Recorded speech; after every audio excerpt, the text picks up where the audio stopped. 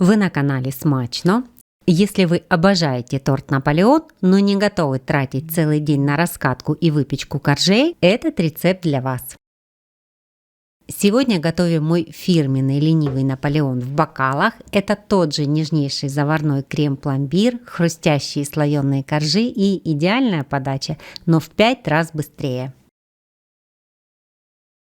Список всех ингредиентов вы найдете в описании под этим видео, а я начну готовить.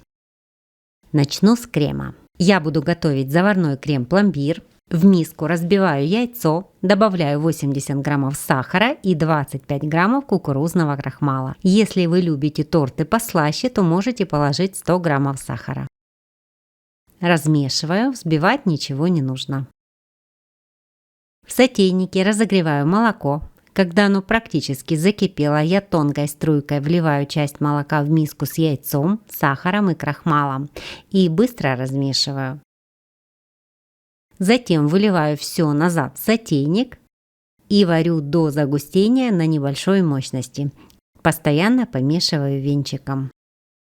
Крем загустел, стал глянцевым. Добавляю в него 30 граммов сливочного масла, перемешиваю. Для того, чтобы крем быстро остыл, перекладываю его в емкость, накрываю пищевой пленкой в контакт и убираю в холод. Нужно, чтобы заварная основа полностью охладилась. Это можно сделать заранее. Крем может стоять в холодильнике 2 дня.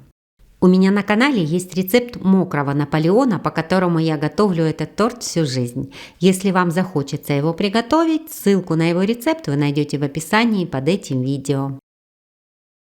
Теперь коржи. Я вам обещала быстрый торт, поэтому никакое тесто готовить не нужно. У меня обычное слоеное бездрожжевое тесто, купленное в супермаркете. Я его заранее разморозила в холодильнике. Тесто я даже не раскатываю. Выкладываю на тефлоновый коврик, на котором буду печь. Можно выложить и на лист пергамента. Нарезаю ножом для пиццы квадратики произвольного размера. У меня примерно 2-3 сантиметра. Это просто для удобства дальнейшего использования. Раскладываю квадратики теста на коврике.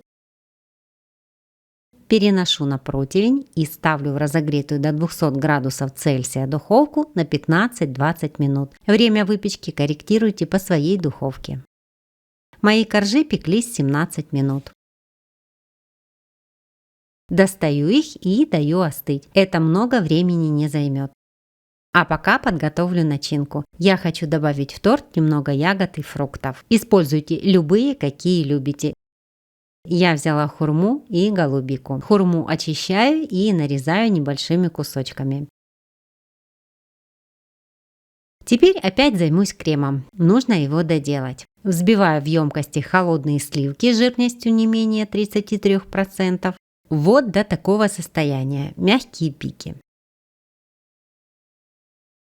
Заварная основа крема остыла и загустела. Нужно ее немного взбить. Частями добавляю ее во взбитые сливки и продолжаю взбивать. Вот такой гладкий воздушный крем получился.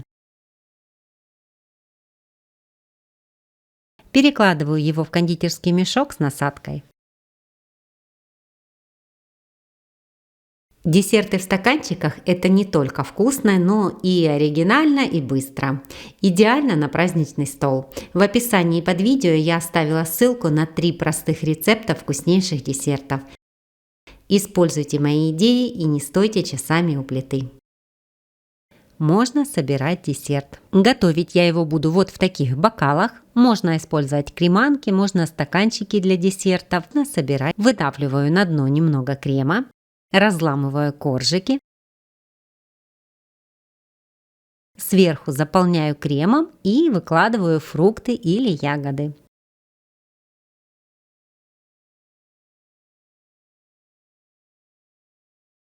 Затем повторяю слои. Корж, крем и украшаю ягодами или фруктами. Можно приготовить этот десерт и без добавления каких-либо ягод и фруктов. Тоже будет очень вкусно. Наполеон – это любовь. А Наполеон в бокалах – это любовь без лишних хлопот. Вкус классического торта, скорость приготовления и элегантность ресторанного десерта. Вы будете наслаждаться каждым кусочком, а гости не поверят, что вы потратили всего 30 минут активного времени. Еще больше рецептов десертов на праздничный стол смотрите в этом плейлисте. Там есть чем поживиться. Вдохновляйтесь моими идеями, не забудьте поставить лайк этому видео и подписаться на канал. Смачно!